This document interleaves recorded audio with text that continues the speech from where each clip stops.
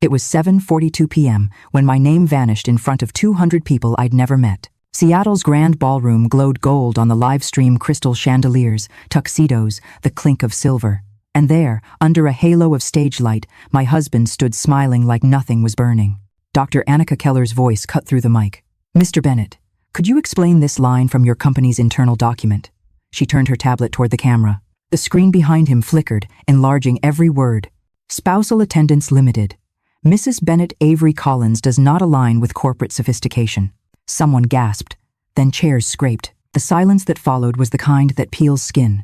I was hundreds of miles away, on the porch of a weathered cottage in Cannon Beach, Oregon. The sea was beating itself to foam. My wine glass slipped, crashed against the deck, and bled red into the cracks of the wood. My phone vibrated off the table, one call after another.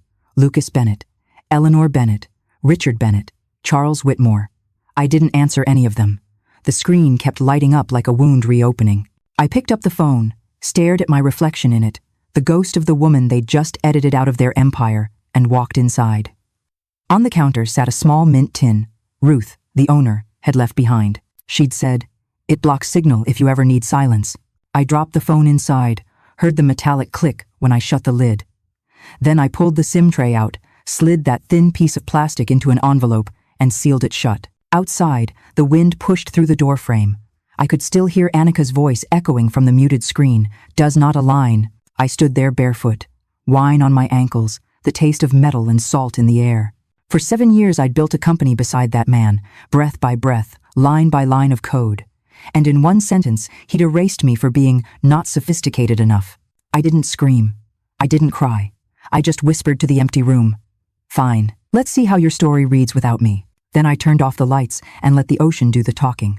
Before all the chandeliers and microphones, there was a garage that smelled like burnt coffee and hope. HelixForge was born there, on a folding table between a washing machine and a stack of Christmas boxes we never unpacked. Lucas was pacing barefoot, hair sticking up, repeating the same 2 lines of his investor pitch until his voice cracked. "Try breathing into the box," I told him, handing over a crumpled cardboard package from an Amazon order.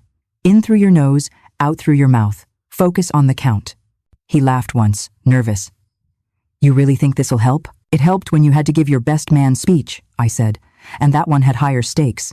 By sunrise, his voice steadied, his posture sharpened, and I was standing just behind the camera as he nailed the pitch in 2 minutes flat. That morning, he secured our first seed round $500,000 from a retired angel investor who believed in people more than numbers. Back then, Lucas still thanked me after every call. He'd say, "Couldn't have done this without you, Avenue." And he meant it. I remember the first whiteboard we ever filled his handwriting illegible when he got excited. I used to rewrite every note, color code every task, until the board looked like a war plan that only we could read. We built product demos by day and ran projections by night. I called in favors from old McKinsey clients, turned coffee chats into contracts. Nudged 3 enterprise deals across the line that kept the company alive its first year. Those clients became HelixForge's backbone. But success is a strange solvent. It dissolves gratitude faster than guilt. By the 2nd year, the garage became too small. Lucas wanted glass walls and marble floors. "Investors need to see progress," he said, and we moved into a downtown penthouse that ate half our budget. "It's not a home," he promised, "just a stage." He was right. Everything there felt staged. The marble kitchen reflected city lights at night. The air always smelled faintly of his French cologne, the one his mother Eleanor bought him every Christmas.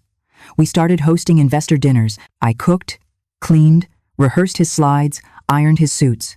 When guests arrived, Lucas would gesture around the room and say, "My wife helped with the early marketing," like I was a prop in the corner. Helped, as in past tense. As if I'd vanished sometime during the rebranding. One night, I heard him in the study, practicing smiles in the mirror. A coach had told him to smile with authority. I watched from the doorway him tilting his chin, timing his laugh. He looked like a man rehearsing to be someone else. The first real cut came at 5:45 a.m. One morning, I was sipping coffee, still in a sweatshirt. He walked out of the closet in a designer suit. "Stand over there," he said, pointing toward the far corner of the bedroom.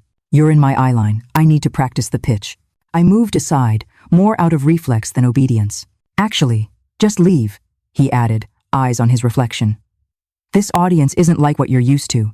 These are global VCs, not your McKinsey crowd. The word you're hit harder than leave." I walked out, barefoot on marble that felt too cold, and I realized something terrifying. I was invisible in the house I'd built, in the company I'd sustained, in the marriage I thought was a partnership. I kept telling myself it was temporary, that stress makes people cruel. But cruelty that repeats itself isn't stress, it's character. Weeks later, my former colleague Jessica, now Maya Patel, our head of operations, sent me a message. No words, just a screenshot. A budget sheet for the upcoming investor gala. Under strategic considerations, one line: spousal attendance limited to board-approved partners. Mrs. Bennett does not align with corporate sophistication. Beneath it, family advisory input. Family advisory meant Eleanor and Richard Bennett, his parents. The same people who'd called HelixForge an expensive hobby until the valuation hit 8 figures. Now they were evaluating me like a stock option gone sour. The screenshot felt heavier than betrayal. It was bureaucratic exile, delivered in Excel. I didn't respond. I just stared at the words until they blurred. Then I walked to the kitchen, set my coffee down beside a single invitation card addressed to Lucas Bennett, and whispered, "Guess that's your stage, then." I didn't argue. I didn't beg. That night, I opened a travel tab on my laptop and searched Cannon Beach rentals. The first result was a weathered cottage on a cliff with mismatched furniture and a clear view of the Pacific. Available immediately. I booked it without hesitation.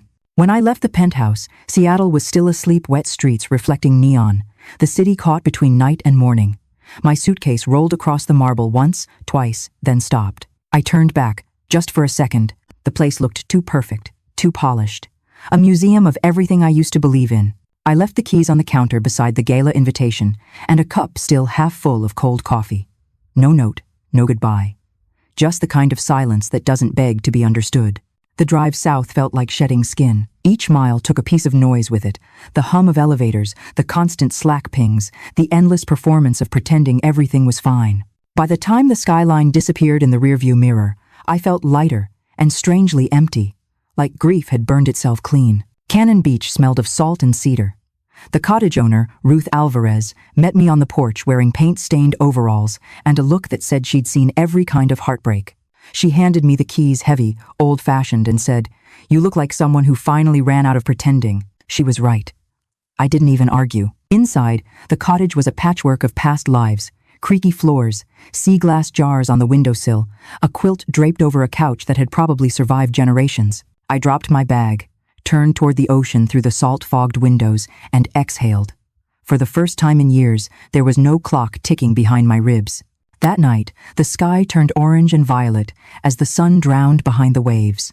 I opened a bottle of wine Ruth had left for arrival therapy and sat on the deck. My phone kept buzzing 30, 40, 50 messages, but I couldn't bring myself to look. I told myself it didn't matter what they said. But of course, it did. Because the thing about betrayal is that it doesn't need your permission to replay in your head. I remembered the little things, the way Lucas had started dressing differently, the subtle pauses when I entered a room full of investors, the new passwords on shared accounts. He'd built walls, one polite smile at a time, and I had held the bricks for him. Once, early in our marriage, he used to fall asleep mid-sentence while we brainstormed ideas. He'd rest his head on my lap, mumbles about algorithms and product vision spilling out until he drifted off. I'd run my fingers through his hair and think, we're building something bigger than both of us. Now, he was rehearsing his pitch in front of mirrors, repeating words like sophistication, global alignment, strategic optics. He didn't even look at me when he said them. I had become his past tense useful, then embarrassing.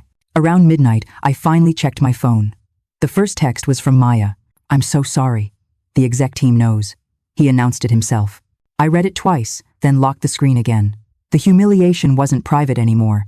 It had become a company memo, a punchline whispered between boardrooms. When dawn came, I walked barefoot along the shore, the sand cold and coarse under my feet. The waves crashed and retreated like something ancient, reminding me how small I was and how free. Back in Seattle, they were probably setting up the ballroom, adjusting the lighting, practicing smiles. I imagined Eleanor approving floral arrangements that cost more than the garage rent we once shared.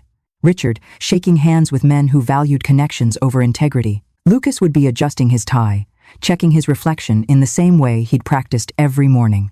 And somewhere in all that choreography, my absence would hang like static. I made coffee on Ruth's ancient percolator and sat at the table, surrounded by the hum of quiet.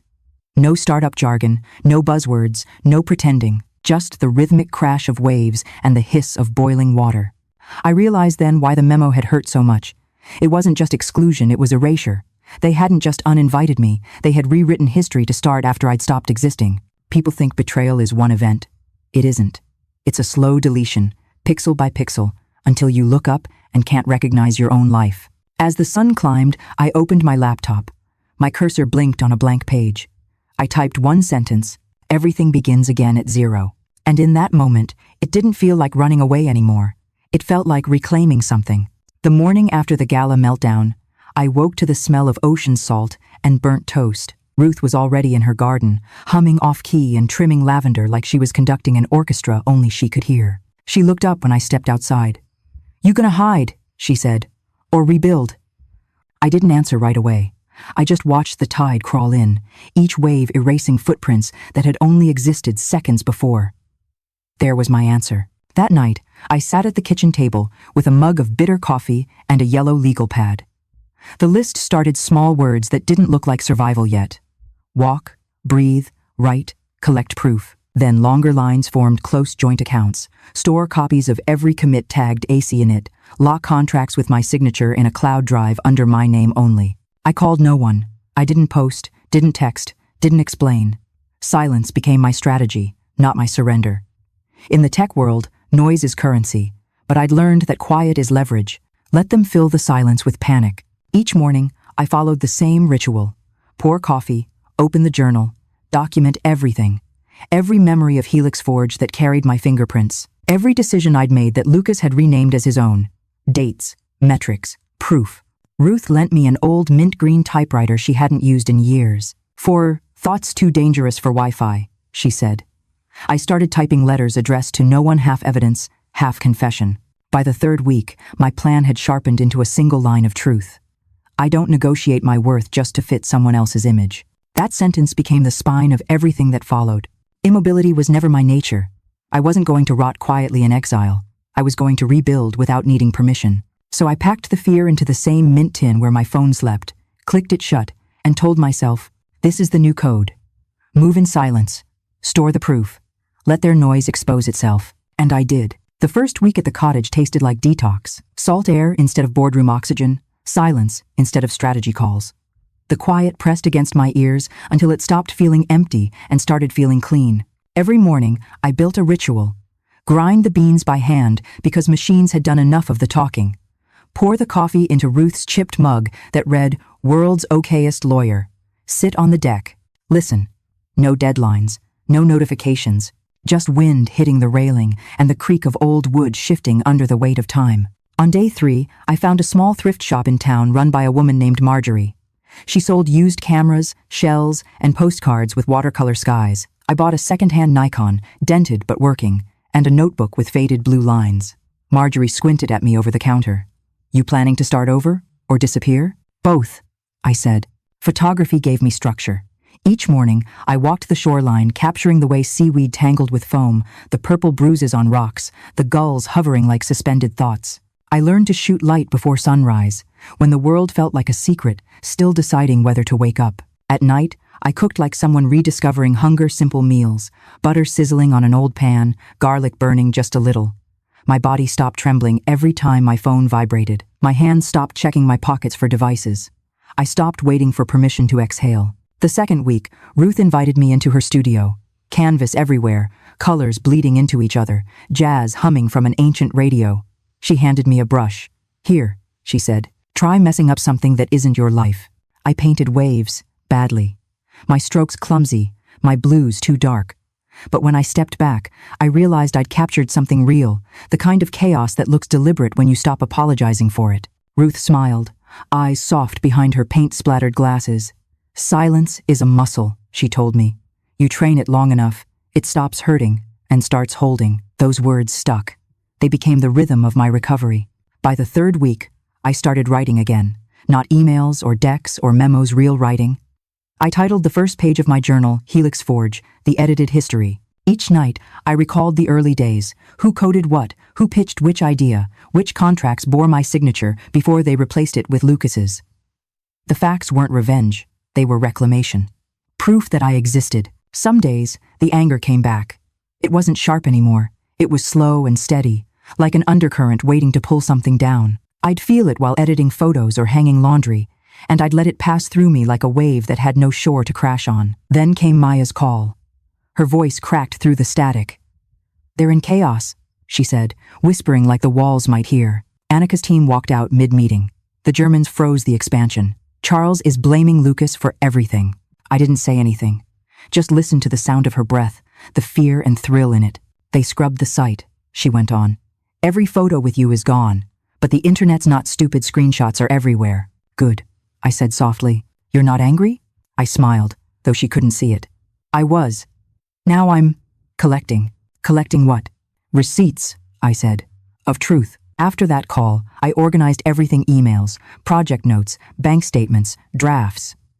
Each piece of proof went into digital folders labeled like crime exhibits, but there was no vengeance in it, only precision. The kind that used to make HelixForge work before ego made it rot. By week 4, the storm in Seattle had grown teeth. Tech Press released an article titled "The Invisible Co-Founder." They didn't name me directly, but the clues were obvious: dates, deal sizes, my phrasing from old presentations. Reddit threads multiplied like wildfire. Every time I checked, someone new was piecing the story together. Ruth knocked on my door that evening, holding a bottle of Merlot. "You see the news?" I did. She poured 2 glasses, handed me one. "Feels good, doesn't it? Watching the truth surface without you saying a word." "It feels strange," I admitted. "Like I'm watching someone else's downfall in slow motion." "Maybe you are," she said. "Maybe the version of you who needed their approval already died. The rest of you is just watching the funeral." We toasted to that. Later that night, I printed one of my photographs, a long exposure shot of sunset waves turning gold against the dark. I titled it "Purple Gold Foam." The colors reminded me of bruises healing. I framed it and hung it in the cottage living room. It made the space feel claimed. Maya called again 2 days later. "They're bleeding investors," she said, half shocked, half gleeful. 3 directors just quit. HR can't handle the press. And Annika, God, she's furious. She walked out mid-interview and called them unethical. "What about Lucas?" I asked. "Still pretending it's fine. He's hosting emergency dinners with journalists trying to spin the narrative." I pictured him rehearsing in front of the mirror, tightening his tie, practicing apologies that sounded like explanations. "Let him," I said. "He's fluent in performance." Maya hesitated. "They asked if you'd make a statement." "No. Even a short one could clear things up." "Maya." My voice came out steady, colder than I expected. "The people who erased me don't get the privilege of my voice." Silence. Then a soft exhale. "Got it." After she hung up, I stepped outside. The tide was high, the sky a bruised pink. I felt something shift inside me, an almost electric calm. For the first time, I didn't feel like a victim of their story. I felt like the editor of my own. That night, Ruth left a note under my door. "You're starting to glow, kid. Careful, they'll see it from Seattle." She wasn't wrong. The next morning, I brewed coffee, opened my laptop, and began drafting something new. Not a statement, not a memoir, but a blueprint. A way to rebuild without repeating the mistakes that let people like Lucas rewrite history. I didn't know it yet, but those pages would become the foundation of something that would outlast every apology, every scandal headline. I just kept typing, steady, quiet, unstoppable. By the 5th week, the cottage had stopped feeling like a hiding place and started feeling like headquarters. The world outside was chaos, headlines multiplying, stock prices stuttering, PR firms spinning. But here, the rhythm was deliberate. I started waking before dawn. The ocean looked like melted steel then, smooth and merciless. I'd walk to the rocks barefoot, camera slung over my shoulder, breath visible in the cold air. Every photograph I took was a reminder. Light still shows up, even when everything else collapses. Sometimes, Ruth joined me. She'd shuffle down with her thermos of tea and paintbrushes poking out of her pocket. "Funny thing about water," she'd say, sketching the waves without looking. "It doesn't care what it breaks, it just keeps shaping things." She taught me to sit still for 10 minutes a day. No phone, no music, just silence until it stopped feeling hostile. "Silence," she said, "isn't emptiness. It's bandwidth. Most people never realize how much truth can fit inside it." At first, those 10 minutes were torture. My brain replayed every conversation from Seattle, every dismissal, every sentence that had cut me in half. But eventually, the noise faded. What was left felt solid, like the part of me they couldn't edit out. When Maya called again, I could hear exhaustion in her voice. "They're panicking," she said. "Lucas barely sleeps. He's snapping at staff, rewriting press statements every hour. Eleanor's trying to control the narrative, but she's radioactive now. Good, I said simply. You sound detached. I'm just not invested in the sequel of a story I didn't write. Maya laughed quietly. You're stronger than you used to be. No, I said. I just finally stopped mistaking loyalty for love. After the call, I opened the journal again. I drew a line down the middle of the page, left side, then, right side. Now, under, then, I wrote, help, explain, fix, endure. Under now. Watch, document, build, protect. I realized that healing wasn't passive. It was architecture. In early December, Ruth convinced me to visit the local art co-op. They were hosting a small winter exhibit. My hands shook as I brought in the framed photo, purple gold foam. The manager, a quiet man with silver hair, studied it for a long time before nodding. There's a story in this color, he said. You ever think of selling it? I hadn't. But when someone bought the print that weekend for $250, I didn't feel like I'd sold something. I felt like I'd reclaimed proof that my work could stand on its own name again. Back at the cottage, I marked the day in my journal. First sale not tied to him. A few nights later, Ruth knocked on my door with 2 cups of chamomile tea. You ever notice, she said, settling into the chair across from me, how people only apologize once the damage becomes public? Yeah, I said. Private guilt doesn't count unless someone's watching. She smiled sadly. Let them watch then. Just don't join the performance. That night, I wrote until my fingers cramped. I described everything, the garage nights, the marble mornings, the little humiliations that stacked until they became architecture. But the tone had changed. I wasn't writing to accuse anymore. I was writing to record. History is a weapon when told right. By Christmas, HelixForge's crisis had gone global. The German investors suspended their partnership. Tech outlets uncovered the memo. Even shareholders started demanding Lucas's resignation. He responded with interviews about miscommunication and internal restructuring. Every word he said made it worse. I didn't celebrate. I baked cookies with Ruth and watched the storm from the window. She handed me a wrapped box. Inside was a small brass key. It doesn't open anything, she said. It's just for when you forget you already unlocked yourself. I cried quietly, in the kind of way that feels like releasing air from a cracked pipe. January came with gray skies and rain that never ended. I signed up for a photography workshop in Portland, took the train with my camera bag and journal. I met other women there, divorced, laid off, overlooked, reborn. We traded stories over bad diner coffee. Every one of them had a version of being erased. Every one of them was finding a way back. One of them, Claire, told me, "You're lucky it went public. Most of us get erased in private, and no one believes us." She was right. The exposure hurt, but it also freed me from invisibility. The truth was out there now, and I didn't need to defend it. When I returned to Cannon Beach, I started structuring my notes into something more formal, a framework, a consultancy idea, strategy for rebuilding systems without losing soul. I called it Collins Systems. It was small, fragile, but it was mine. Meanwhile, HelixForge's stock dropped another 30%. Maya sent me screenshots of internal chats, investors accusing each other, employees resigning in groups. Even the office plants were dying. No one remembered to water them. Lucas sent one email. The subject line read, "We need to talk." I didn't open it. I dragged it into a folder labeled Noise. Ruth found me on the porch that night, staring at the ocean again. "You gonna read it?" "No." "You ever think about revenge?" "Every day," I said. But then I remember it's already happening without me. The next morning, I received a check in the mail royalties from the photo co-op. It wasn't much, but it paid for a month's rent. I laughed out loud, the kind of laugh that tastes like relief and salt. I spent that afternoon painting over the old garage blueprints I'd printed years ago.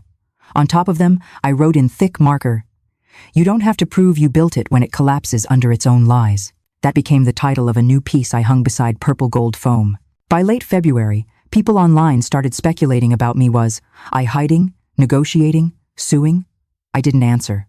Silence had turned from weakness into currency. Every day I stayed quiet, their confusion grew.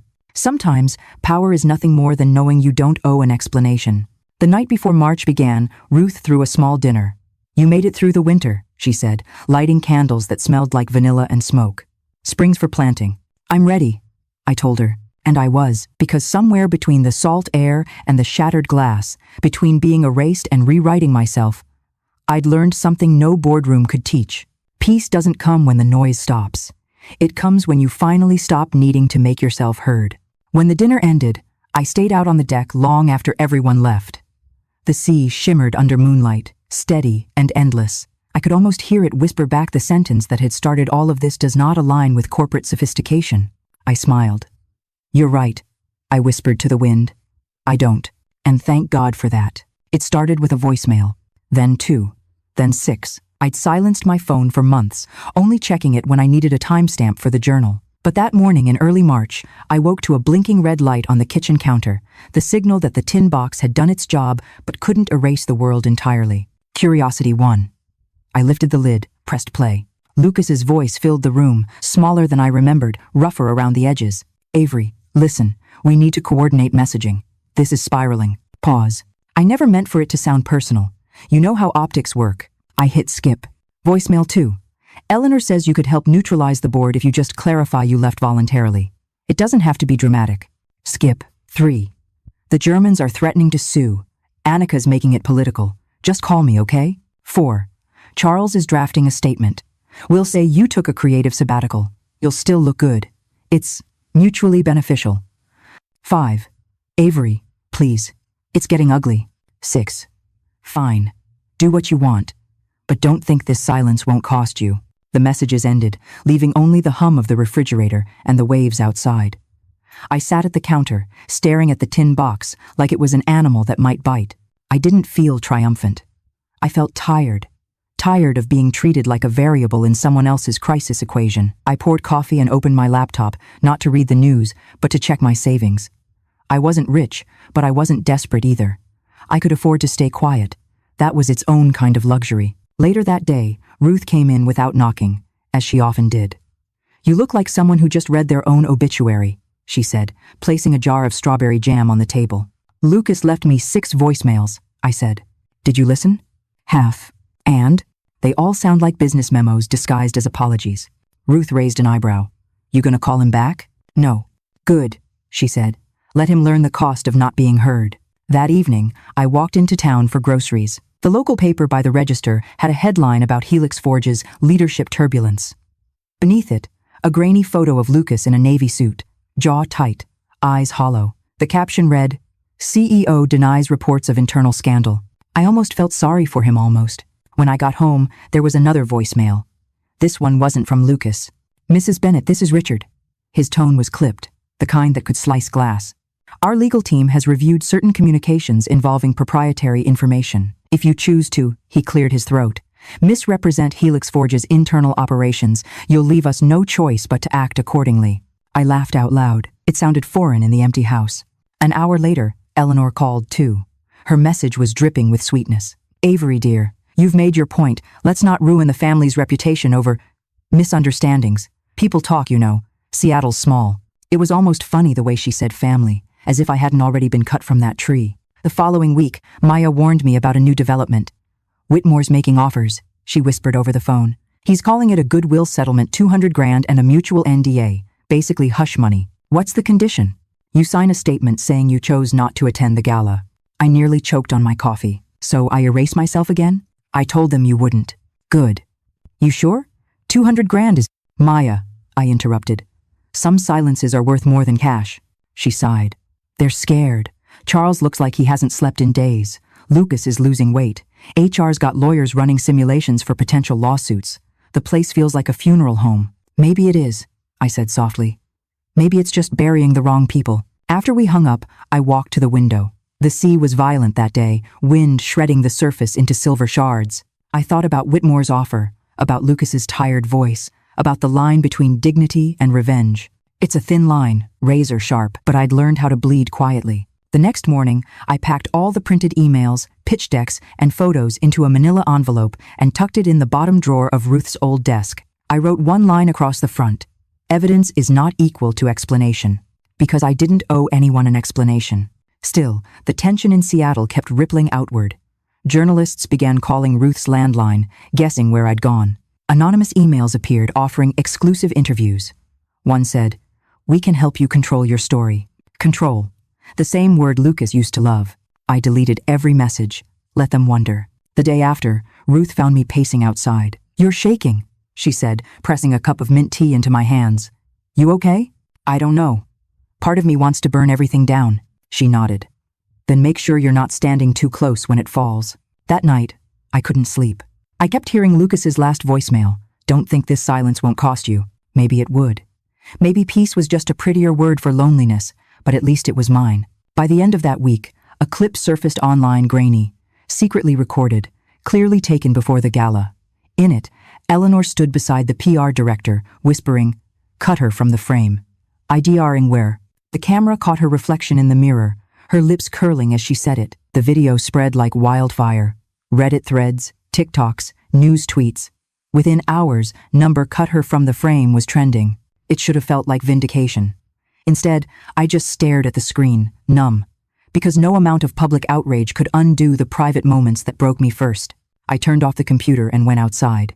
The night smelled of rain and driftwood. Somewhere out there, my former life was collapsing in real time, pixel by pixel. And me? I was still breathing. Still here. Still silent. I tilted my head back, watching the clouds slide past the moon, and whispered into the wind, "You wanted sophistication? This is it." Then I went inside and shut the door. The next morning, my face was everywhere. Every news app, every social feed, every tech gossip podcast. The clip of Eleanor whispering "cut her from the frame" had exploded overnight. By dawn, HelixForge's PR department was issuing unauthorized recording statements. By noon, the video had hit 5 million views. A journalist from the Seattle Ledger emailed me directly. "We'd like your perspective on the video currently circulating. Sources confirm you are the unnamed spouse. Anything you'd like to say?" I stared at the message for a long time. Then I deleted it. Let them write their own theories. I wasn't here to feed them. But staying silent doesn't mean the world stops shouting. Reporters started camping outside the HelixForge headquarters. Anonymous sources from inside leaked details, board fights, panic meetings, a near resignation vote. My name kept surfacing in hashtags like a ghost no one could bury. Maya called that afternoon. I could hear her typing between sentences. "It's chaos, Avery. Pure chaos. HR's in crisis mode. Richard and Eleanor haven't shown up in 3 days. And Lucas," she hesitated, "he's falling apart." Define falling apart. He came into the office this morning, gave a speech about family values, and halfway through, he just froze. Like his mind glitched. Then he walked out. Didn't even grab his phone. I leaned back, the chair creaking under my weight. Guess the silence cost him too. Maya didn't laugh. People are turning on him. Someone leaked emails, threads between him, Charles, and his parents. The optics are bad. That word again. Optics. The obsession that had started all this. After we hung up, I felt something strange, a mix of pity and power. I didn't want revenge, not anymore. I wanted clarity, the kind that settles like dust after the explosion. But clarity has its own risks. The quieter I stayed, the louder the world tried to fill the gap. Rumors started twisting. That I was planning a tell-all, that I was suing, that I was secretly in talks with investors to start a rival company. I wasn't doing any of that. I was making soup, photographing clouds, learning to sleep again. But the internet doesn't like quiet women. It needs a story. One night, my inbox flooded hundreds of messages from strangers. Some were kind, calling me brave. Others were cruel. "You just want attention," one said. "You're nothing without him." I closed the laptop. My pulse thudded in my throat. It's one thing to be erased by people you know, it's another to be misread by thousands you don't. Ruth found me sitting on the porch steps, staring at the sea. She didn't say anything at first. She just sat down beside me, holding out a cigarette she never lit. "People love a clean villain," she said finally. "And when they can't find one, they'll make one out of whoever stays quiet." "I didn't ask for this. No one ever does," she said. "But you don't have to answer every echo. Sometimes, silence is how you keep your story, yours." The wind picked up, lifting her gray hair like smoke. We sat there until the cigarette burned down to nothing. 2 days later, a white SUV pulled up near the cottage. The driver stepped out, a tall man in a suit, holding an envelope. "Mrs. Collins?" I nodded slowly. "Delivery from Whitmore and Associates," he said, extending the envelope. I didn't take it. "Legal notice," he added. "I'm aware." He left it on the porch rail, tipped his hat, and drove off. Inside the envelope was a letter. Cease and desist regarding defamatory implication of HelixForge Technologies and its affiliates. Accepting the enclosed settlement offer constitutes resolution and confidentiality under NDA. Attached, a check for $250,000. They'd raised the price of my silence. I stared at it until my vision blurred. $250,000. Enough to start a small firm, to buy time, to rebuild. But it wasn't about money. It was about ownership of my voice, my version of events, my name. If I took the deal, I'd confirm what they'd always believed, that my story only had value when they were willing to pay for it. That night, I built a small fire behind the cottage. I didn't plan to burn the letter, I just wanted warmth. But when the flame caught, the envelope slipped from my hand like it was tired of waiting. The paper curled and blackened, edges glowing orange before collapsing into ash. The check went next. The fire hissed, and the smoke smelled faintly of ink and cheap redemption. When it was over, I whispered, "No deal." The next morning, I mailed the ashes in a mason jar to Whitmore's office. No note, just the return address, Cannon Beach. Ruth nearly spit out her coffee when I told her, "You really did that?" I shrugged. They wanted closure. I gave them some. She laughed until she cried. "You've got ice in your veins, girl." "Not ice," I said. "Clarity." That same week, Lucas showed up unannounced. It was raining hard, sheets of water pounding against the windows. I heard the tires on gravel before I saw the headlights cutting through fog. My stomach dropped. He stood on the porch, soaked, hair plastered, eyes wild. For a moment, he looked like the man I'd met years ago, the one who used to dream out loud in our garage. But when he spoke, I heard the echo of boardrooms. "Avery, please. We need to talk." I didn't open the door. "You need an audience, not a conversation." "It's not like that." "Then what's it like, Lucas? Enlighten me." He took a step closer. "Everything's falling apart. The press, the investors, they think I lied. I just need you to say I never meant to exclude you." I almost laughed. "You didn't mean to?" "Lucas, you put it in writing." "I was under pressure. Optics matter. You of all people understand that." "Optics killed us," I said, "and now they're eating you alive." He opened his mouth, then closed it again. Rainwater dripped from his chin.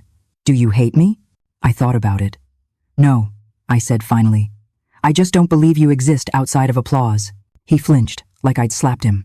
"Please," he whispered, voice breaking. "Help me fix this." "I already did," I said. "By leaving." He stayed there a long time, shivering, waiting for something I didn't have to give. When he finally turned back to his car, the red taillights bled across the fog like a wound closing too late.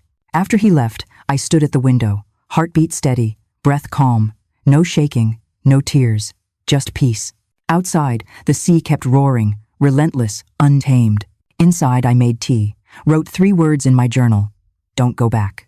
That night, as I lay in bed, lightning split the sky, illuminating the framed photo of the golden waves. The light flashed once, twice, then went dark. For the first time, I realized the story wasn't just about survival anymore. It was about ownership of silence, of truth, of the space my name occupied. And if they wanted to drag me back into their noise, they'd have to learn the one rule I'd mastered better than any of them. You can't manipulate someone who no longer needs to be believed. Seattle had always smelled like wet ambition steel, espresso, and rain. When I returned that April morning, it smelled the same. But everything had changed. The city that once represented everything I'd built now carried the faint aftertaste of rot. I wasn't coming back for revenge, not for a confrontation, not really. I told myself I just wanted to witness it, to see the empire Lucas and his family had tried to polish crumble under the same light they'd worshipped. The cab driver glanced at me in the rearview mirror. "You heading to the Lydian?" I nodded. "Big event today?" He chuckled. "Some tech company doing damage control, I think. Press everywhere. You'd think they were launching a spaceship." I looked out the window at the skyline slicing through low clouds. HelixForge's logo still gleamed on one of the towers, the same one I'd helped lease. A ghost wearing my fingerprints. The Lydian Hotel loomed at the end of the block, all glass and mirrored arrogance. I remembered the last time I'd stood here the night of the gala. My name erased from the guest list, my existence reduced to a footnote in a spreadsheet. Now the same ballroom was hosting a strategic leadership briefing to assure investors the company was realigning. Translation: they were desperate to prove the ship wasn't sinking. Security buzzed with tension. Cameramen jockeyed for position. Reporters whispered names. I slipped through the side corridor, unnoticed, my press badge, courtesy of Maya, now officially resigned, now officially on my side. She found me near the catering hall, her dark eyes flicking with nerves. "You sure about this?" she whispered. I smiled faintly. "I'm not here to speak, just to listen." The ballroom doors opened with a soft mechanical sigh. Inside, the stage gleamed under cold white light. The same chandeliers, the same smell of expensive desperation. Rows of investors and journalists filled the seats. At the center of it all stood Lucas Bennett, My ex-husband, the man who had once practiced his smile in our shared mirror. Now his suit looked too big for him. His hair was thinner, his shoulders drawn tight. The confidence that once rolled off him in waves had curdled into static. Cameras flashed as he stepped up to the microphone. "Thank you all for being here," he began, voice carefully modulated. "HelixForge Technologies remains committed to transparency, innovation, and integrity." The words fell heavy, dead on arrival. Everyone in the room had already read the headlines, seen the leaked documents, watched the clip of his mother whispering, "Cut her from the frame." He clicked to the next slide, a chart of market recovery projections. The screen behind him glowed blue, sterile, corporate, but the cracks in his voice betrayed him. "We've experienced turbulence," he said, swallowing hard. "But our leadership stands united in..." From the second row, Dr. Annika Keller, the German investor who'd once walked out mid-presentation, raised her hand.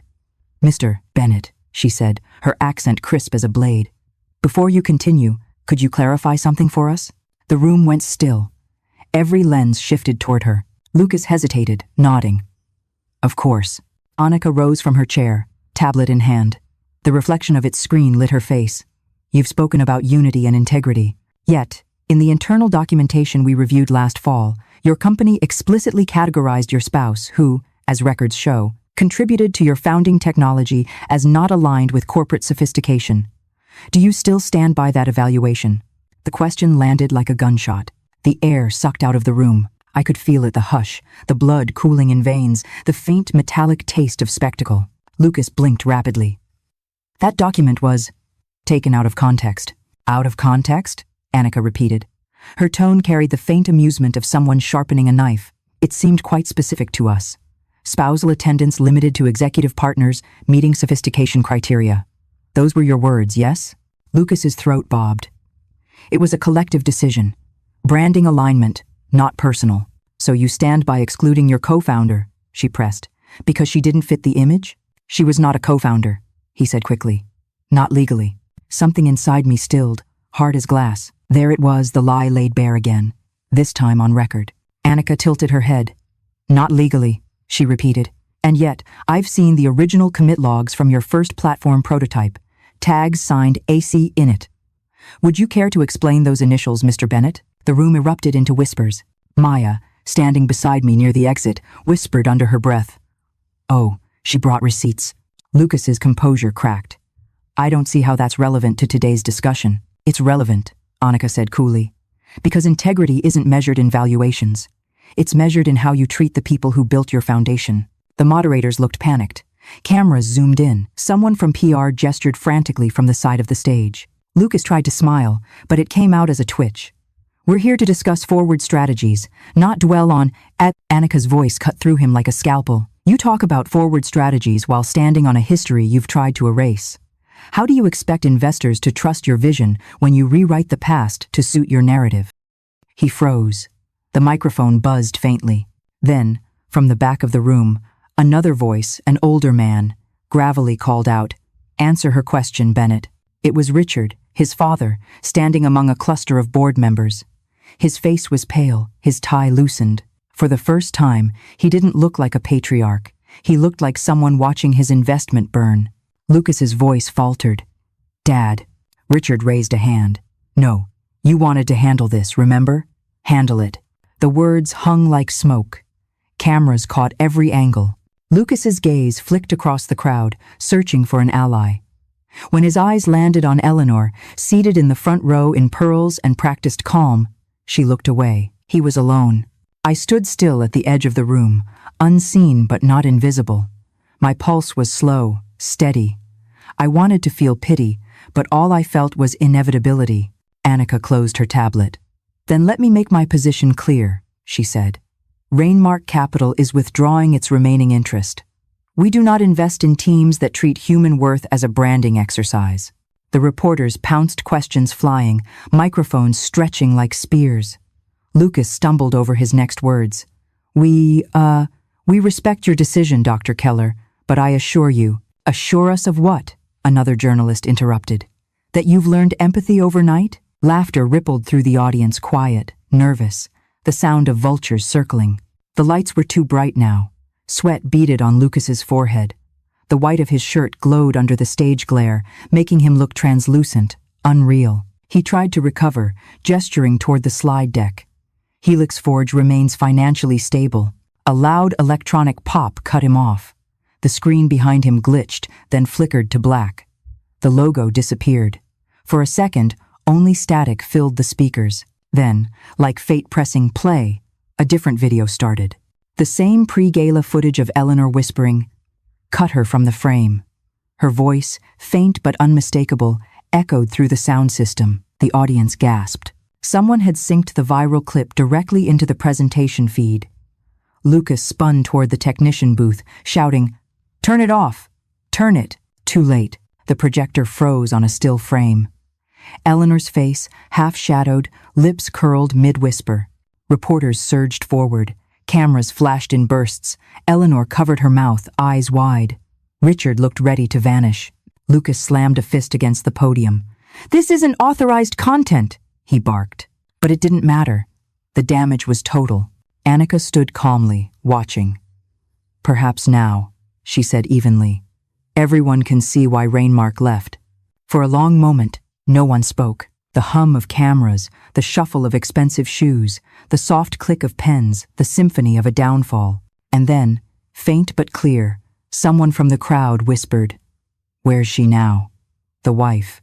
I didn't move, didn't breathe. For a heartbeat, I almost stepped forward. Almost. But the silence felt heavier, more powerful than any words I could have spoken. Lucas looked out over the crowd, scanning for me. His voice cracked. "She's gone," he said quietly. "She left." The way he said it, it wasn't defensive anymore. It was broken, almost reverent. Annika gave a small nod. "Then perhaps she was the smartest one among you." The ballroom doors burst open as journalists pushed closer, flashes blinding. The moderators tried to end the session, but the story was already writing itself in real time.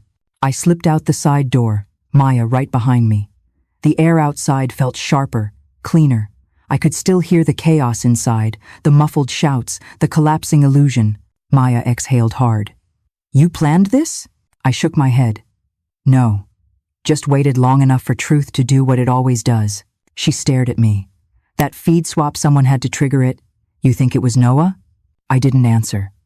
The rain had started again, light but persistent. I turned my face to it and smiled faintly. Inside the ballroom, the empire continued to crumble. Outside, the city smelled like rain and redemption. For the first time in years, I didn't feel erased. I felt rewritten. And the best part? I hadn't said a single word. The next morning, every major outlet had the same headline. HelixForge implodes during Investor Summit, CEO cornered by leaked footage.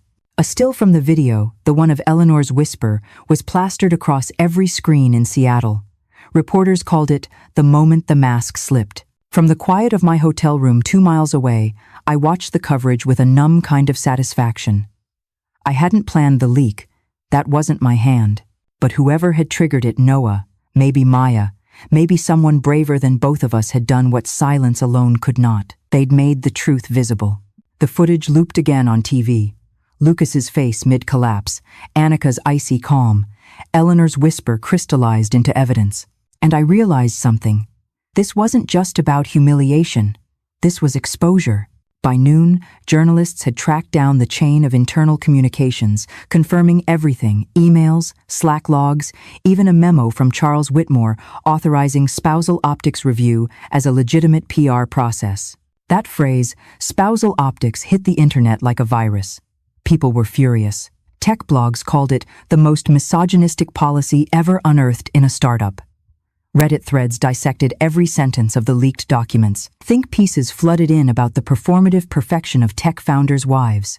It wasn't just Lucas burning anymore. It was the entire culture he'd built. Maya called me that afternoon. Her voice was shaky, but lighter than I'd ever heard it. "You should see the office right now," she said. "Half the team's resigned. Charles just quit. Richard Bennett's lawyered up, and Eleanor supposedly fled to their estate in Vancouver. And Lucas? He's barricaded in his office. Board demanded a public apology, but he's refusing to step down. Says he can fix it." I snorted. "He can't even fix a coffee machine without optics approval." Maya laughed, a sound I hadn't heard from her in months. You know, I think Annika knew this would happen.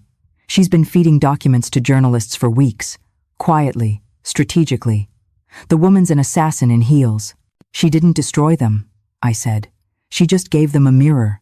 Maya paused. And you? What now? Now? I looked out the window at the gray city skyline. I think I'm done running. That night, I put on the same charcoal suit I'd worn the day I walked into HelixForge headquarters to demand an explanation months ago. The same one Lucas had called too corporate for a woman in tech. It fit better now. Stronger.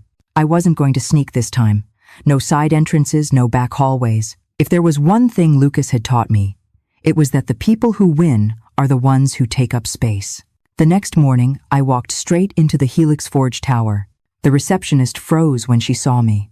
Miss Collins. Bennett. I corrected softly. At least on paper. She swallowed. Do you have an appointment? No. But I'm guessing they'll make time. I pressed the elevator button. My reflection in the mirrored door looked like someone I used to know, someone who hadn't yet learned how fragile belonging could be. The 22nd floor still smelled the same. Sterile air conditioning, citrus cleaner, and that faint metallic tang of expensive hardware. Lucas's office door was closed. Voices murmured inside, low, frantic. I could make out Charles's replacement, a woman from finance, trying to reason with him. I didn't knock. I opened the door. The conversation froze. Lucas turned first. He looked smaller than I remembered, shoulders slumped, eyes rimmed red. Avery, he said, almost whispering. You shouldn't be here. Neither should you, I said. The other woman, Marla, if I remembered right, glanced between us like she'd walked into a live grenade. I'll give you two a moment. She left quickly, closing the door behind her. Silence stretched, taut as wire. He exhaled shakily. You saw the news. I did. You think this makes you right? I don't need to be right, Lucas. I just needed to stop being invisible. He laughed bitterly. Congratulations. You're everywhere now. Do you know how much stock we've lost since that video went live? I leaned against the doorframe. 400 million, last I checked. Impressive burn rate. He winced. They're crucifying me. They're just holding up your own words, I said quietly. I didn't make them up. You think you're innocent? His voice cracked. You walked away. You left me to deal with this. I left because you told me to, I said. You wanted polish. You got transparency instead. He ran a hand through his hair. You could have warned me. I did. You called it nagging. For a moment, neither of us spoke. The city hummed below, 1,000 stories away. He slumped into his chair. I didn't mean to hurt you. Yes, you did, I said. You just didn't think it would matter. He stared at the floor. I thought, if I looked the part, they'd finally respect me. My parents, the investors, everyone. And now? He gave a hollow laugh. Now I'm a cautionary tale. The words hung between us, fragile and final. I crossed the room, stopping just short of his desk. There's something you should know. He looked up warily. What? The clause your parents slipped into our prenup, the spousal optics one? It's not enforceable. He blinked. What are you talking about? My lawyer found it. It only holds if it was applied in good faith. You used it to exclude me, to protect your image. That makes it malicious intent, which means, I smiled slightly, if I wanted to, I could sue you and HelixForge for defamation and breach of partnership promise. His mouth opened, closed. You wouldn't. I won't, I said, but I want you to know I could. He rubbed his temples. You always were the strategist. No, I said softly. You mistook loyalty for strategy. That's why you lost. The intercom buzzed suddenly. A voice from the lobby. Mr. Bennett, Dr. Keller is here for her follow-up interview. Should I send her up? Lucas's color drained. Annika's here? I smiled faintly. Perfect timing. When the elevator doors opened, she stepped out like the storm had been waiting for her cue. Tailored navy suit, hair pulled into a sleek twist, eyes sharp as ice. Mr. Bennett, she said evenly. Miss Collins. She nodded at me. I was hoping you'd come. Lucas tried for civility. This isn't the right time. On the contrary, Annika said, folding her arms. This is exactly the right time.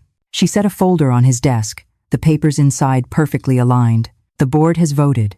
You're being asked to step down effective immediately. The majority cited loss of investor confidence, ethical breaches, and reputational risk. Lucas stared at her like she'd struck him. You can't just... Oh, we can, she said calmly. You see, HelixForge isn't yours anymore. You sold control during Series B. You just didn't read the fine print. He slumped back, the air leaving him in a soundless sigh. So that's it. Annika turned to me. There's one more matter. The board is considering reinstating credit for early foundational work under your name. We recovered commit logs and prototype documents. They're undeniable. I blinked. You don't need my permission for that. Actually, she said with a faint smile, we do. You still own the intellectual rights to the first algorithm iteration. You never signed them away, Lucas did, as CEO, not as co-founder. Lucas's eyes widened. That's not possible. It's fact, Annika said, and poetic, don't you think? She handed me the document folder. You can keep the rights or license them back. Either way, they're yours. The paper felt heavy in my hands. Annika extended her hand. I hope you'll consider building something new. Something that belongs entirely to you. I shook her hand. Thank you. Lucas looked at me, hollow. You're really going to walk away with everything? I met his gaze. No, Lucas. I'm walking away with what was already mine. Annika turned to leave but paused at the door. One last thing, she said. For what it's worth, Miss Collins, your silence was the most eloquent statement I've ever seen. When she was gone, Lucas stared out the window at the rain streaking down the glass. You win, he whispered. It wasn't a game, I said. You just never learned that love isn't a marketing plan. I walked to the door, hand on the handle. Behind me, he said quietly. I never stopped loving you. I paused. You stopped respecting me first. The rest followed. Then I left him there in that office that had once been both of ours, surrounded by the ghosts of everything we'd built and broken. Outside, reporters swarmed the street again. Flashes popped, voices shouted questions. Miss Collins, do you have a statement? Are you returning to HelixForge? Was the leak you're doing? I smiled just enough for the cameras to catch the edge of it. No comment, I said, and walked through the chaos like it wasn't mine. The rain had turned to drizzle by the time I reached the waterfront. The air smelled like salt and engine oil. Across the bay, ferries cut slow white lines through the gray water. My phone buzzed in my pocket, a new message from an unknown number. From Noah Park. You were right. I included everything because I couldn't stand their lies anymore. I'm sorry it had to happen this way. You deserved credit, not pity. I read it twice, then typed back. You did the right thing. Noah's reply came almost instantly. Maybe. But I think you should know Charles tried to pin it on me. The Slack logs show it was Lucas's direct instruction. Include everything to flex transparency. His words. My stomach tightened. So that was it, the twist of all twists. Lucas had orchestrated his own downfall, too arrogant to realize transparency cuts both ways. For a long moment, I just stood there, the wind tugging at my coat, rain soft against my face. Somewhere in that same city, the man who once measured my worth in optics was watching his reflection crack under truth. And me? I was free. The storm had passed, but the air still tasted electric, like the second before a lightning strike, when everything holds its breath. I walked along the pier until the voices behind me faded, until all I could hear was the sound of water and the echo of my own footsteps. Every rise and fall of the tide whispered the same thing. It's over. It's yours now. And for the first time, I believed it. The fallout moved faster than I could track. Within 24 hours, HelixForge's valuation dropped another $100 million. Investors scrambled. The press called it the cleanest corporate self-destruction since Theranos. But numbers didn't interest me anymore. What mattered were the faces, the people who'd once looked through me, now forced to remember I existed. The following afternoon, an emergency press conference was scheduled at the Lydian Ballroom, the same place everything had begun. The irony was cinematic. I wasn't invited, of course, but I went anyway. I arrived early, sitting near the back, hood up, quiet as a ghost. The room buzzed with reporters, the low hum of equipment, the soft shuffle of papers. I could smell the tension, hairspray, perfume, anxiety, hot lights. On stage, a polished podium bore the HelixForge insignia still shining, though everything beneath it had rotted. Behind the curtains, movement, PR assistants, lawyers, a flash of Eleanor's pearl collar. Then Lucas stepped out. He looked like a man unraveling in real time. No suit jacket, just a wrinkled shirt. His eyes were ringed with sleepless nights. The confidence, the carefully crafted facade was gone. What remained was raw nerve.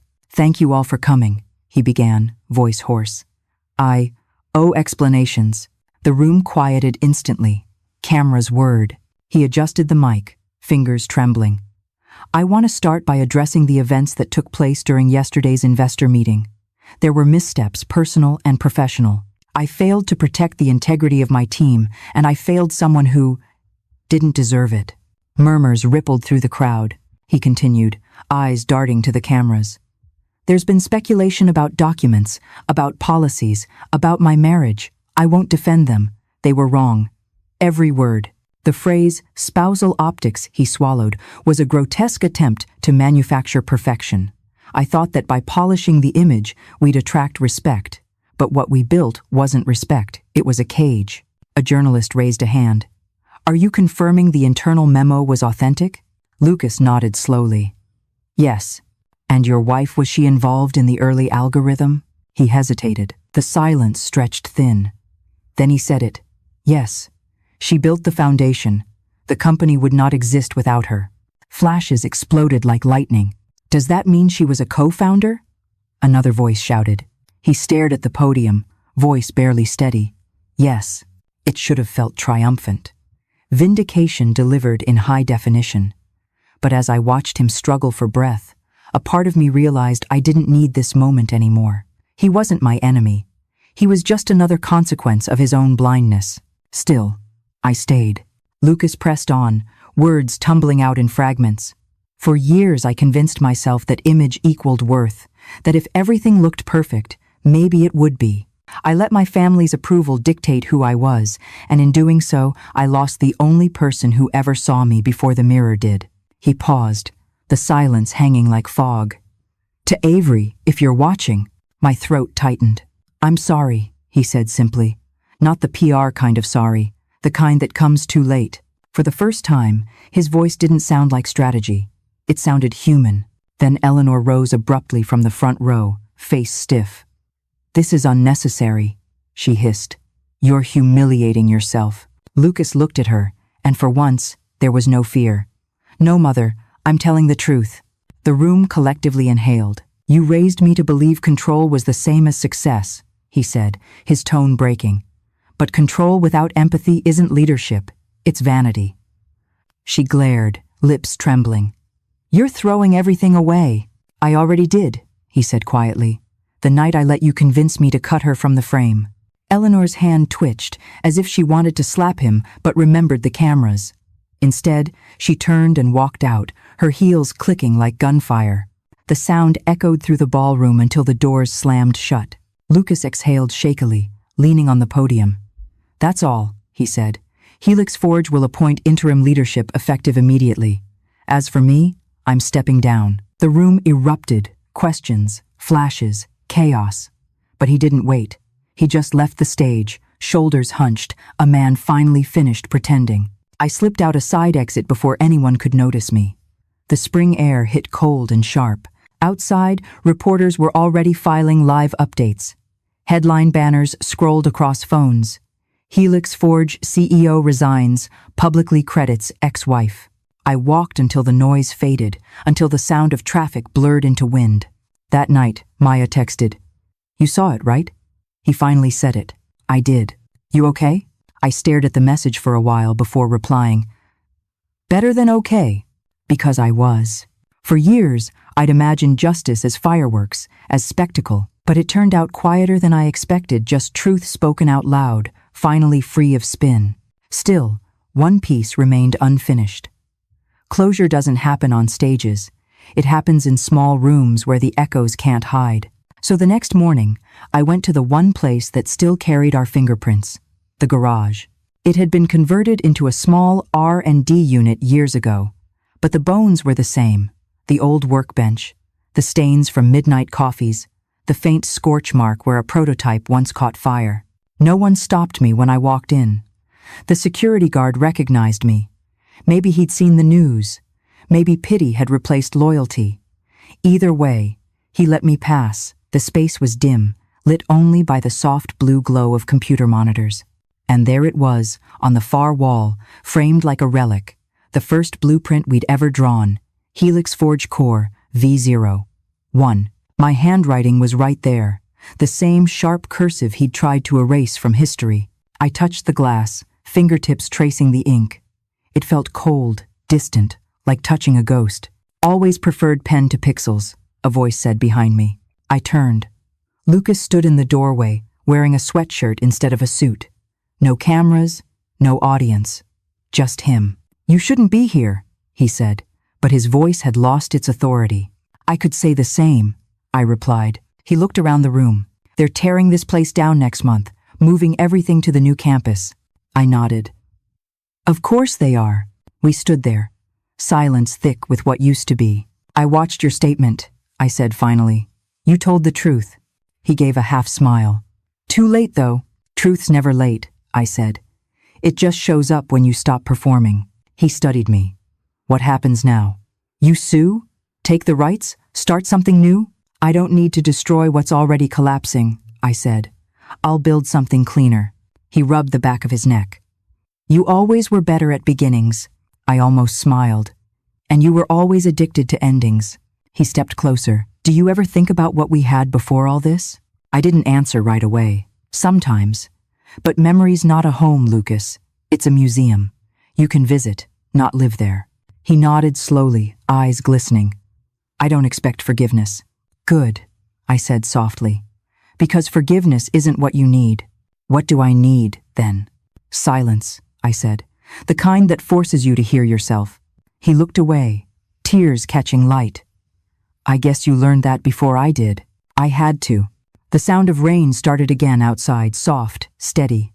Seattle's constant confession. "I'm sorry," he whispered one last time. "I know," and that was enough. I left him there, standing beside the first blueprint of what we once called our future. As I stepped out into the gray daylight, I felt something shift, like a door closing quietly behind me. Later that afternoon, the networks replayed clips of the press conference, analysts dissecting every word. Viewers called it the cleanest confession in corporate history. But what no one saw were the smaller details, the way his voice cracked on my name, the silence afterward that carried more weight than any apology. That silence was mine. It followed me back to Cannon Beach, where the air smelled like salt and freedom. Ruth met me at the cottage door, holding a steaming mug of coffee. "Heard you were on TV again," she said with a grin. "Not this time," I said. "He was." "Good," she said. "About time they learned where the backbone of that company came from." I smiled faintly. "I'm not sure backbone's the right word. Maybe ghostwriter." She laughed. "You ever think about writing it down? The real story?" I looked toward the ocean, waves curling gold under the fading sun.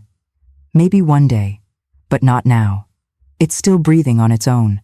Ruth nodded knowingly. "Peace looks good on you." I took a sip of coffee. "It feels earned." We sat in comfortable silence as gulls swooped across the horizon. The sea moved with its usual rhythm, steady, endless, forgiving nothing and no one. And for the first time since that night in October, when my name vanished under a ballroom chandelier, I didn't feel erased. I felt permanent. Not because the world finally believed me, but because I no longer needed it to. As the last light faded, I pulled out my phone, the same one I'd locked away in that tin box months ago. I held it in my hand, then set it gently on the table. "No more running, no more muting," I whispered, almost to myself. "I don't owe you my silence anymore." The wind carried the words away, scattering them into the night. Somewhere, far off, the tide shifted. And just like that, the chapter closed. 2 weeks after the press conference, the noise began to fade. The headlines shifted to other scandals, other fallen idols. HelixForge's implosion became old news, just another cautionary tale in the endless churn of the tech cycle. But silence, I'd learned, never truly meant stillness. It was the sound truth made before surfacing. One morning, I received a message from an encrypted address. No subject, just a single line. You should see this. Attached was a document, an internal report marked Confidential INF for board review. It was a forensic audit of the company's digital archives, every commit log, every deleted Slack message, every version of the foundational code. And there, in black and white, was the final proof. The first iteration of the algorithm time-stamped, signed with my user tag, AC init. Every subsequent version branched from that base. My code was the spine of HelixForge's system. The audit confirmed it. I wasn't just part of the beginning. I was the beginning. But the file contained something else. A line buried deep in the metadata, an internal note from Noah Park. This record is being restored to preserve factual authorship and prevent further manipulation. Truth belongs to the builder. I sat there for a long time, reading that line over and over. It felt like an epitaph and a resurrection all at once. When I called Maya, her voice trembled with disbelief. You saw it too? Yes, I said quietly. They're finished, Avery. Legally, financially, reputationally done. Annika's team is filing for control of the IP, but the audit makes it impossible to exclude you now. You're officially listed as Founding Contributor 1. I exhaled slowly. Not co-founder? They're avoiding the term for liability reasons, but everyone knows what it means. Outside, the ocean thrashed against the shore, as if applauding. Do you want to sue? Maya asked cautiously. No, I said after a beat. I want to own. That afternoon, I met with Ruth in her studio. She was painting storm clouds in oil, heavy and dramatic. So, she said, wiping her hands, the Empire's finally acknowledged the ghost in its walls. I nodded. Feels strange. I thought I'd feel vindicated, but it just feels still. That's peace, she said. You're not chasing anything now. You already caught it. She poured us wine. So what's next? And hard, I smiled faintly. A company that doesn't erase its builders. Ruth grinned. I like the sound of that. That night, I couldn't sleep. I opened the audit again, tracing each line of code I'd written years ago. The syntax felt like muscle memory, sharp, efficient, honest. I realized I hadn't just written software. I'd written a story, one that no one could rewrite again. And then another twist surfaced. At the bottom of the audit file, buried in the appendix, was a legal note referencing the spousal optics clause, the same one Lucas's parents had inserted into our prenup. It turned out that clause, when used to justify my exclusion, created a breach of fiduciary duty for the board itself. It was a built-in self-destruct. If they hadn't weaponized it against me, they might have survived. But they did, and now it rendered every board decision under its influence voidable. I laughed out loud, the sound echoing in the empty room. They'd engineered their own undoing. The next morning, Annika called from Berlin. Her voice was crisp, almost amused. You've seen the audit, yes? I have. Good. You should know, the press will too. We're releasing a statement tomorrow acknowledging the record correction. We'll make sure your contribution is on the public ledger. Permanently. Why tell me first? I asked. Because I respect builders, she said simply. And because I suspect you'll handle truth more gracefully than they did. When the statement went live, it hit every major outlet simultaneously. HelixForge audit confirms founding contributor Avery Collins authored core algorithm. I didn't post about it. I didn't retweet. I didn't even text anyone. I just stood on the porch of Ruth's cottage, watching the Pacific crash against the rocks, the spray cold on my face. For the first time, I wasn't angry or triumphant or afraid. Just still. Because the truth, when it finally lands, doesn't roar. It settles. That night, I took out the mint tin where my old phone had slept for months. I opened it, slipped the SIM card back in, and powered it on. The screen came alive, hundreds of missed calls, unread messages, ghostly remnants of a life I'd buried. I deleted them all. Every voicemail, every apology, every headline. Then I typed a single note in my phone's recorder app. My voice was calm, steady. Silence wasn't surrender. It was preparation. You thought erasing me would make your story cleaner, but all it did was make the truth sharper. You built your throne on my work, and now the foundation speaks for itself. I saved the file, titled it Countermove. Not because I planned to release it, but because some truths deserve a name. The morning the audit went public, the world moved like it was finally exhaling. For years, my name had been erased from the story of HelixForge, but now it was everywhere, embedded in footnotes, credit lines, patents, citations, not screamed, not headline material, but quietly, officially, true. I made coffee and watched the emails roll in. Reporters, ex-employees, professors, strangers who'd read the story and recognized themselves in it. Some offered congratulations, some offered jobs, some simply wrote, "Thank you for surviving loud enough for us to notice." I didn't reply to most of them. I didn't need to. One message, though, stood out. It came from Noah. "You were right about silence. It's terrifying but effective. Keller says you own the narrative now. I'm leaving HelixForge too. Could I send you something before I go?" I answered with one line, "Send it." An hour later, a courier arrived with a thick envelope. Inside were printed Slack logs, screenshots, timestamps, all showing the digital trail of the spousal optics clause. And attached at the end, one more note from Noah. "I don't know what they told you, but this wasn't an accident. Lucas approved that clause himself. His parents didn't just insert it, he signed it voluntarily. Thought it made him look focused. I think he wanted to believe he was sacrificing you for greatness. Turns out he was just sacrificing greatness for ego." I sat with that sentence for a long time, not out of shock somewhere deep down. I'd always known, but because truth, when it finally arrives, doesn't feel like revelation. It feels like confirmation. That night, I went for a walk along the beach. The tide was high, the air heavy with salt. In the distance, a thunderstorm flashed faintly over the horizon, lightning too far away to hear, but close enough to illuminate the waves. I thought about Lucas, alone now, reputation in ashes. I wondered if he was relieved it was over. Maybe ruin was the only way he'd ever stop performing. The wind picked up, pulling at my hair. I closed my eyes and let the noise of the ocean fill the space where his voice used to live.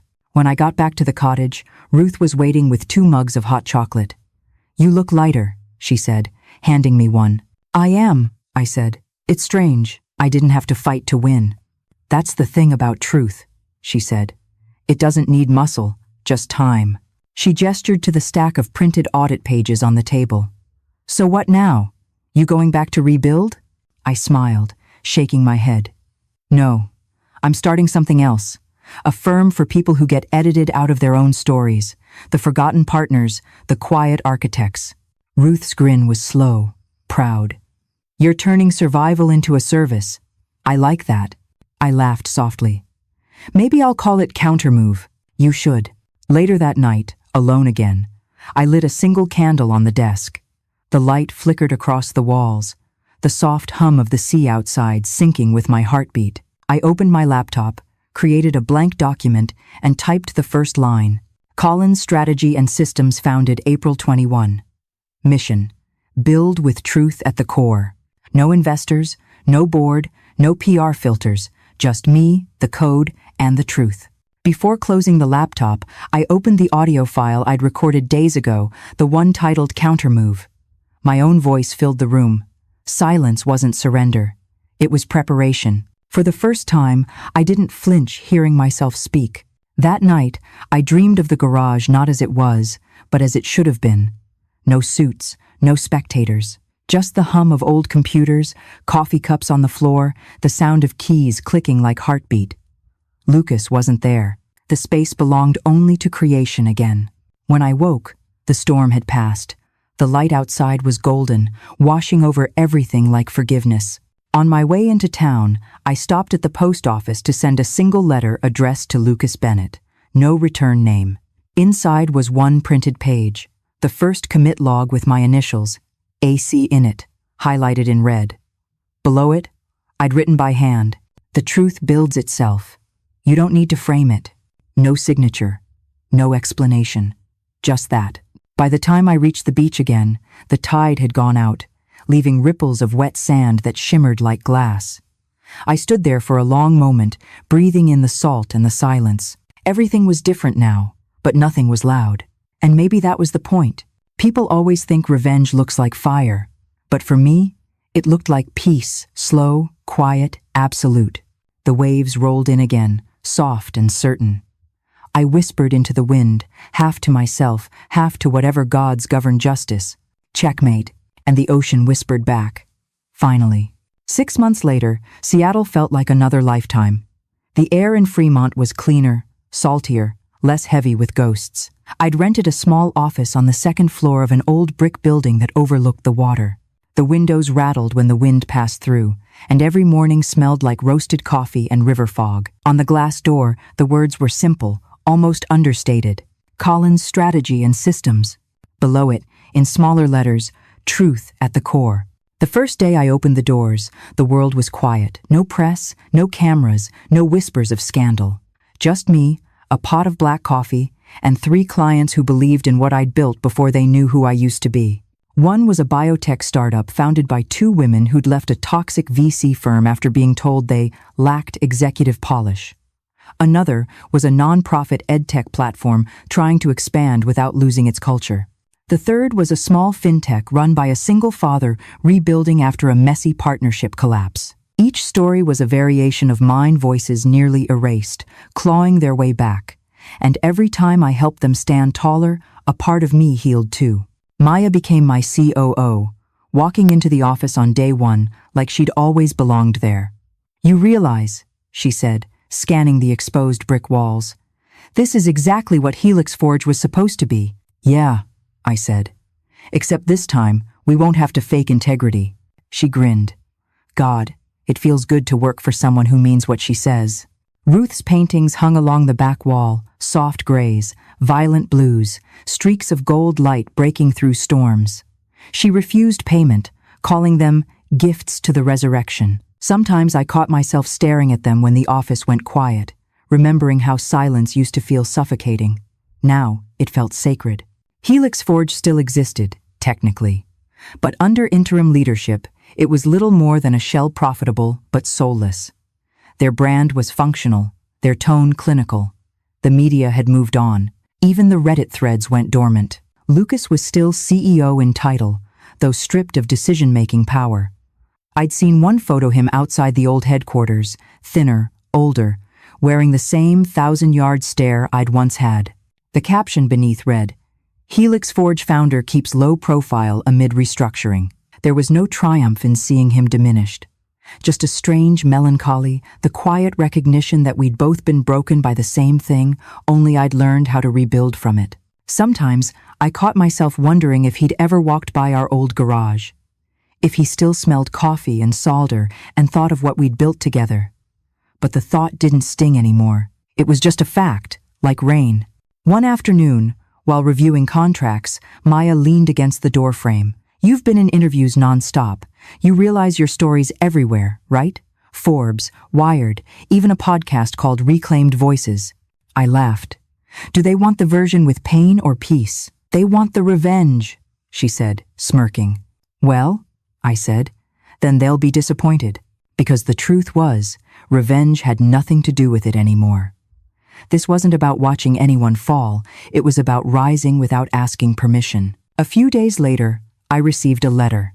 Not an email, a real letter, folded neatly, written in Lucas's sharp handwriting.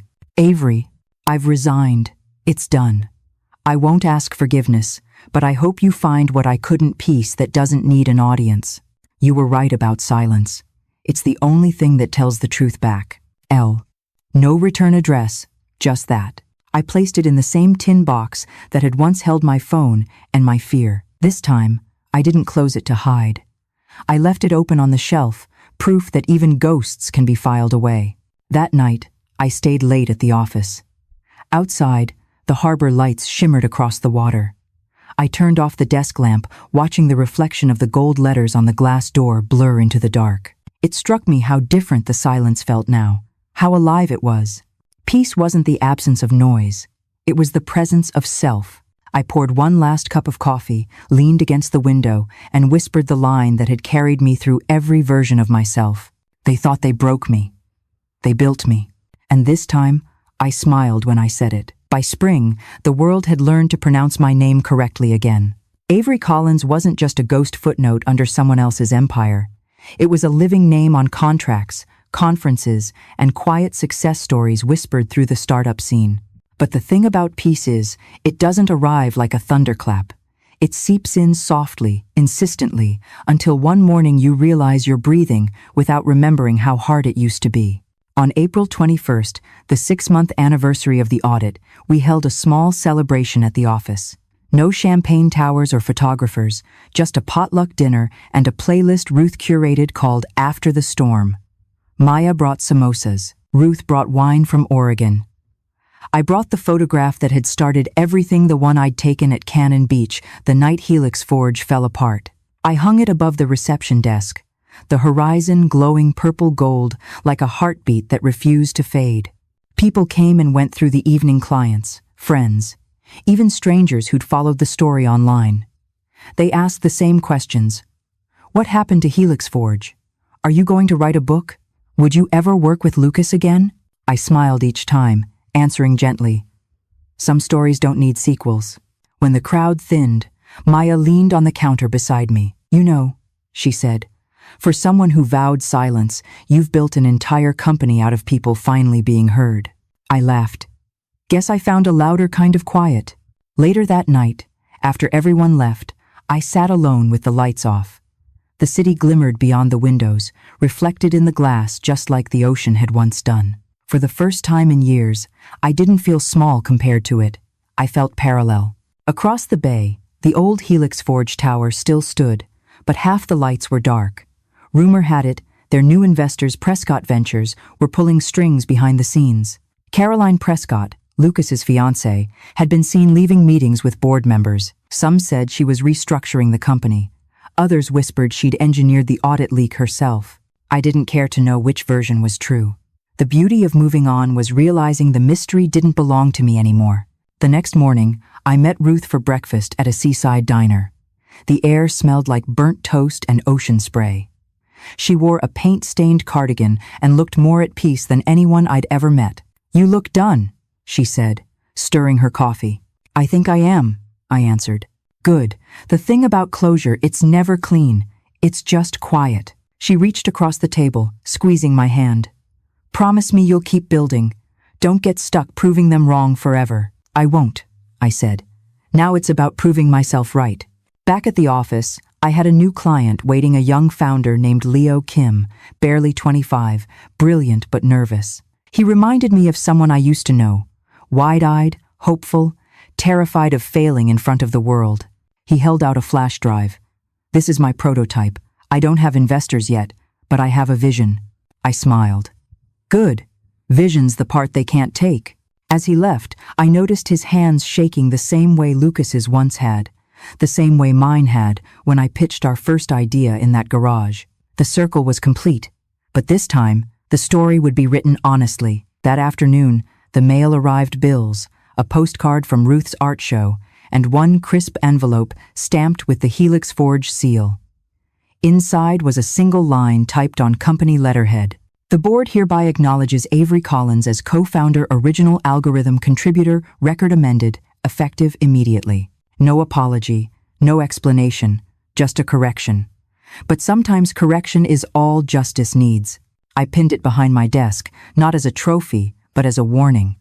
Proof that even the truth, once buried, can grow roots deep enough to crack concrete. At sunset, I locked the office and walked down to the pier. The wind tasted like sea salt and redemption. The ferries drifted across Puget Sound, their lights flickering like slow-moving constellations. I thought of every version of myself that had stood on some other shore, heartbroken, furious, silent, and wanted to tell her this. You made it.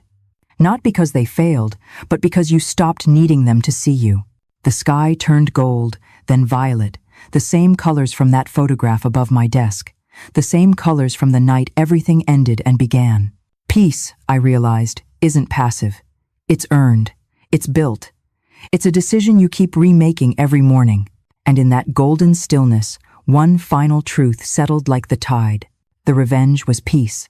YouTube CTA is approximately equal to 80 words. If you've ever been erased from a story you helped build, hit that like button so this one finds the people who need it. Drop your moment of awakening in the comments. Mine was when Avery stopped picking up the phone and started building her own. Don't forget to subscribe and hit the bell for more family drama stories of betrayal, awakening, and quiet revenge. Next episode, who really leaked the audit, principal or power play? Stay tuned.